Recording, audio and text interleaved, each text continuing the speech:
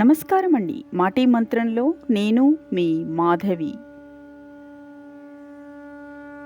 విధి అన్ని తలుపులు మూసి ఉంచినా ప్రయత్నం అనేది ఒక్క కిటికీ అయినా తెరుస్తుంది. అందుకే ఎప్పటికీ ప్రయత్నం మాత్రం మానుకోరాదు. అదే నిన్ను గెలిపిస్తుంది. నేర్చుకుంటే సరిపోదు, నేర్చుకున్నది ఆచరణలో పెట్టాలి. చెయ్యగలను అంటే సరిపోదు, చేసి చూపించాలి. తెలివిగలవారు ఎవరు? 1 తొందరపడకుండా అవకాశం కోసం చూసేవారు, 2 అవకాశాన్ని తామే సృష్టించుకునేవారు, 3 ఎప్పుడు ఎదురు చూడాలో, ఎప్పుడు అవకాశాన్ని సృష్టించుకోవాలో తెలిసినవారు. ఈ 3వ రకం వారే నిజమైన తెలివిగలవారు. ఇప్పుడు కష్టాలను అనుభవిస్తున్నావు అంటే పూర్వజన్మ కర్మలను అనుభవిస్తున్నట్టే లెక్క. చెడ్డవాడు మొదట సుఖపడవచ్చు, కానీ చివరకు ఓడిపోతాడు. మంచివాడు మొదట కష్టపడవచ్చు, కానీ తర్వాత గెలుస్తాడు.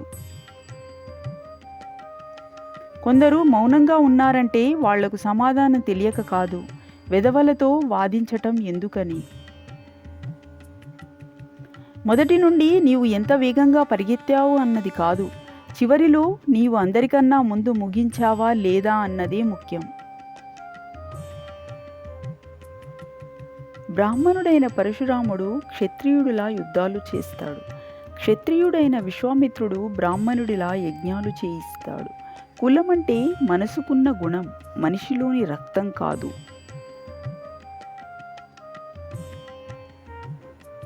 ఒక వ్యక్తి నీకు నచ్చకపోతే దూరంగా ఉండు, అంతేకాని ఆ వ్యక్తి గురించి వేరే వారి దగ్గర మాట్లాడకు. ఒక మగవాడు మనస్ఫూర్తిగా ప్రేమిస్తే చిన్న పిల్లవాడిలా ప్రవర్తిస్తాడు. అదే ఒక ఆడది మనస్ఫూర్తిగా ప్రేమిస్తే కన్న తల్లిలా ప్రవర్తిస్తుంది. రాతలు బాగుంటే నీతులు ఎన్నైనా చెప్పవచ్చు. గెలిచినవాడు సోది చెప్పినా చప్పట్లు కొడతారు, ఓడినవారు మంచి చెప్పినా సోది అంటారు.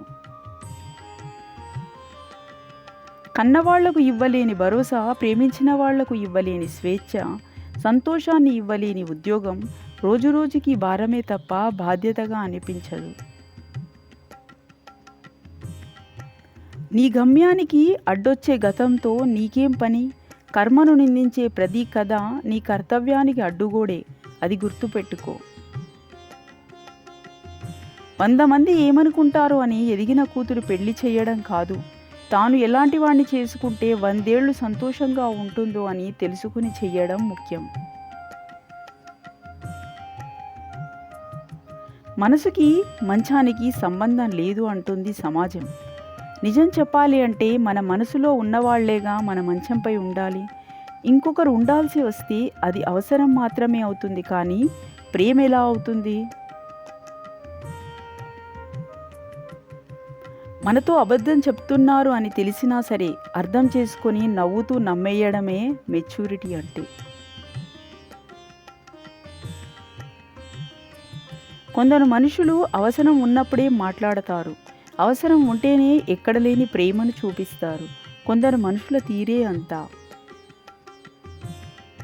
చెడు ఆలోచనలను మీ మనసులో ఉంచుకొని సంతోషంగా ఉండటానికి ప్రయత్నించకండి.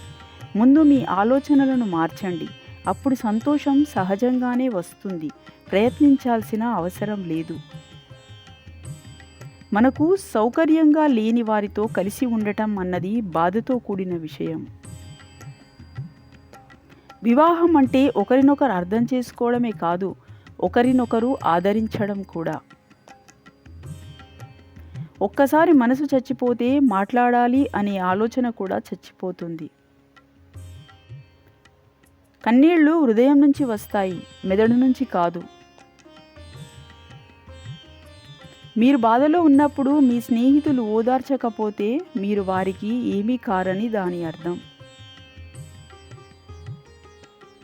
అమ్మ అంటే అందరి స్థానాన్ని తాను ఆక్రమించగలదు, కానీ ఆమె స్థానాన్ని ఎవ్వరూ ఆక్రమించలేరు. జీవితంలో అమ్మను కోల్పోవడం అంటే శాశ్వతమైన మరియు వివరించలేని బాధ. అది ఎప్పటికీ నయం కాని పెద్ద గాయం. మన చుట్టూ ఉన్నవారెవ్వరూ సంతోషంగా లేరు.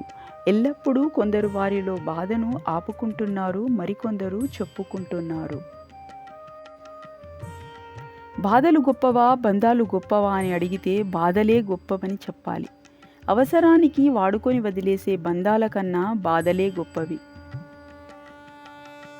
చెప్పులు లేవని ఏడ్చేవాడికి కాళ్ళు లేనివాడు కనిపించే వరకు అర్థం కాదట తాను ఎంత అదృష్టవంతుడినని. నమ్మకం కుదరని బంధాల గురించి వర్ణించలేను, అనుభవం కాని ఆప్యాయతను వివరించలేను. ఒకరిని నమ్మించాల్సిన పరిస్థితి నీకు వచ్చిందంటే నీపై పూర్తిగా నమ్మకం పోయిందన్నమాట. బంధం ఎప్పటికీ భరించలేనంత బరువైనది కాదు, విడిపోయేంత విలువలేనిది అస్సలు కాదు. భరిస్తే బలం అవుతుంది, అర్థం చేసుకోగలిగితే దాని విలువ మరింత పెరుగుతుంది. Thank you so much for watching this video.